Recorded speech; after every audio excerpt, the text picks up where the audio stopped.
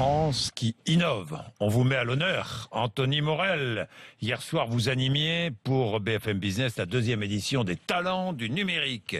Cérémonie qui distingue les inventeurs et entrepreneurs particulièrement inventifs, et parmi eux, Meditech. C'est une entreprise qui a mis au point un robot capable de guider la main du chirurgien. Oui, c'est une invention qui est en train de révolutionner le monde de la chirurgie. C'est en fait une sorte de bras droit, mais vraiment de bras droit pour le chirurgien. C'est un bras robotique. On a des images, là, j'espère. On a les images qui vont arriver, évidemment, voilà, on voit les images de la cérémonie, mais on va voir le bras juste après. On va voir le bras juste après, vous inquiétez pas. Un bras, en fait, qui va être capable, dans les opérations du cerveau et de la moelle épinière, de cartographier très précisément, comme une sorte de GPS de votre boîte crânienne, et ensuite de guider la main du chirurgien. On va montrer clairement, en gros, on va guider la main du chirurgien quand il fait des biopsies, quand il pose des électrodes sur le cerveau, et donc on a un chirurgien qui est beaucoup plus précis. Ça va permettre de faire ce qu'on appelle de la chirurgie mini-invasive. Autrement dit, on n'a plus besoin de charcuter le patient. C'est ça le gros intérêt. On va avoir des gens qui récupèrent plus vite. Et surtout, une histoire d'entrepreneur extraordinaire. En 2012, Medtech, Bertin Naoum, le fondateur, il est inconnu. Une grande revue canadienne fait un classement des 10 personnalités les plus innovantes au monde. Numéro 1, Steve Jobs. Numéro 2, Mark Zuckerberg. Numéro 3, James Cameron, le réalisateur. Numéro 4, Bertin Naoum, Medtech. Le petit derrière Apple, Facebook et James Cameron. C'est encore à Montpellier. C'est à Montpellier.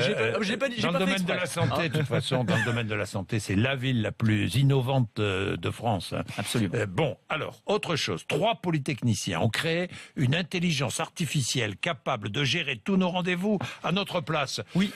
Je sais pas, ça va faire plaisir à toutes les secrétaires, toutes les assistantes, si, ou tous les assistants. Non, parce que le but, c'est pas de remplacer les secrétaires existantes, c'est de donner la possibilité à chacun d'entre nous qui n'avons pas les moyens d'avoir un secrétaire ou un assistant ou une assistante, eh bien, de pouvoir gérer ces rendez-vous. Vous vous rendez compte qu'un salarié moyen perd une demi-journée par semaine à gérer tous ces rendez-vous? Eh bien, eux, ce qu'ils ont mis au point, c'est une intelligence artificielle, un logiciel qui va gérer tout ça à votre place. Vous voulez prendre un rendez-vous avec un ami, vous envoyez un mail, vous mettez en copie ce logiciel qui s'appelle Julie, elle va comprendre votre mail, elle va répondre à votre place. Elle va dire, voilà, Jean-Jacques, oui, il serait OK pour un rendez-vous le 27 mai, dans tel restaurant.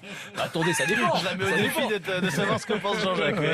Pas sûr. Ça dépend, oui, c'est plus compliqué selon les gens, effectivement. Bon, alors, le dernier projet qui a attiré votre attention, c'est un pot de fleurs robotique capable de déplacer une plante verte s'il fait trop chaud. Ouais, alors ça c'est juste un projet un peu farfelu mais incroyable. Vous avez votre géranium ou votre bégonia sur le balcon qui prend un petit coup de chaud.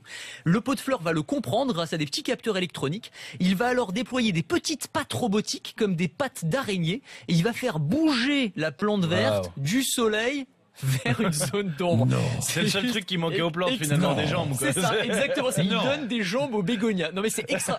Je trouve ça incroyable. C'est un projet qui a été mis au point par des jeunes entrepreneurs et ils imaginent, ils ont un truc complètement fou, vendre ça à des municipalités et par exemple avoir des flottes de plantes robotiques comme ça qui pourraient se déplacer. Attention, il y a des plantes. Une armée de platanes qui arrive. Elles pourraient se déplacer pour aller par exemple dans les zones en cas de pic de pollution, dans les zones les plus polluées de la ville pour dépolluer la ville. Voilà, c'est l'une des applications.